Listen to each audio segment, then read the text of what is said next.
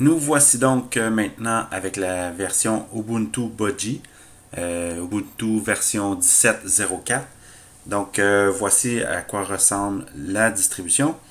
On a ici la page d'accueil de Ubuntu Budgie, donc avec un peu de documentation, l'introduction, les features, les recommandations, et plusieurs raccourcis qui peuvent être intéressants.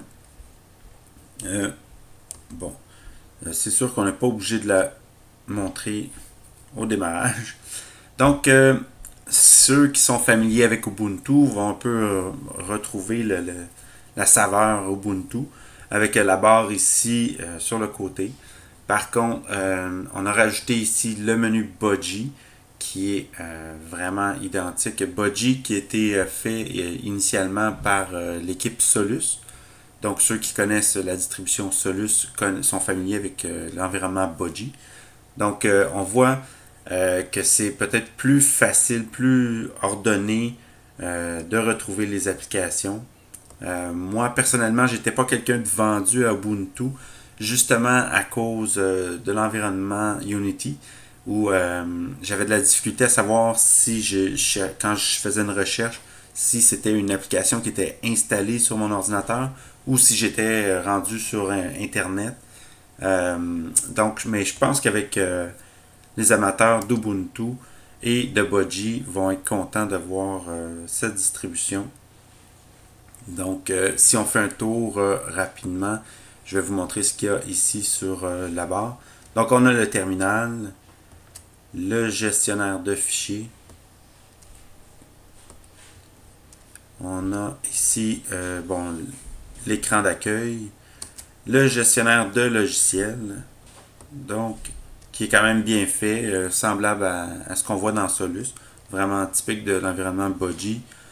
On a ici par catégorie, donc si on va aller voir exemple audio-vidéo, donc on peut voir les applications.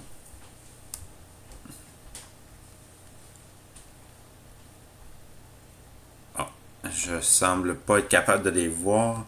Si je vais dans d'autres catégories comme les jeux, ah, bon, voilà. Donc, on voit ici que ça serait simple d'installer, par exemple, une application. Donc, pour ça, c'est bien fait. On a ici la liste des applications installées. Donc, encore une fois, c'est un beau gestionnaire intéressant, facile à utiliser. Et ce qui est bien aussi, c'est que le gestionnaire de mise à jour est combiné dans ce gestionnaire de logiciels. Donc, on voit ici là, que j'ai fait les mises à jour, qu'on est à jour dans nos mises à jour. Donc, ça va pour le gestionnaire de logiciels. Ensuite, Rhythmbox, qui est un lecteur audio, vidéo. Bon, LibreOffice qui est installé, donc calculatrice, l'équivalent d'Excel.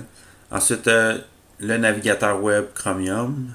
Et en fait, ça ici, ça c'est moi qui l'ai démarré pour voir effectivement au niveau des ressources, la consommation. C'est sûr qu'on voit que c'est pas une distribution qui est légère, dans le sens qu'on est à 1.6 gigaoctets pour quand on est à rien faire. Donc l'environnement consomme quand même relativement des ressources du système. Mais quand on a un bon système, ça cause pas de problème parce que 1.6 gigaoctets c'est quand même relativement bas comparativement si je compare avec Windows qui est environ 2 à 3 gigaoctets de mémoire en idle. Donc, qu'est-ce qu'on peut regarder aussi? Je peux vous montrer au niveau des paramètres, les menus. Donc, on a ici l'arrière-plan, duquel on va aller voir les papiers peints. Donc, oui, ça vient quand même avec des beaux papiers peints. Et on retrouve ici Debian, qui est justement Ubuntu est basé sous Debian. Donc, c'est logique qu'on retrouve des papiers peints de Debian. On a plusieurs options au niveau du matériel. On peut la résolution d'écran, les imprimantes, le son,